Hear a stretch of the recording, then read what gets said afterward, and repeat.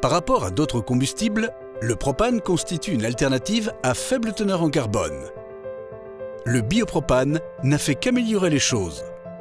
Jusqu'à 80% de réduction des émissions de CO2. Alors comment le biopropane réduit-il les émissions alors qu'il peut être utilisé exactement de la même manière que le propane traditionnel chez vous ou au sein de votre entreprise? La réponse est simple. Il se compose de déchets, de résidus et d'huile végétale renouvelable. Trouver une utilisation pour les déchets et les résidus est toujours une bonne idée.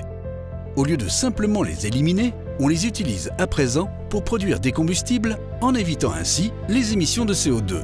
L'autre type de matière première est constitué d'huile végétale renouvelable. Celle-ci se compose de fleurs ou de fruits provenant de toute une variété de plantes, parmi lesquelles le médecinier, le soja, la palme et le colza.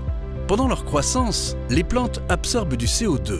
Dans un processus appelé photosynthèse, aidé par le soleil, elles combinent le CO2 avec de l'eau et le transforment en énergie pour leur croissance.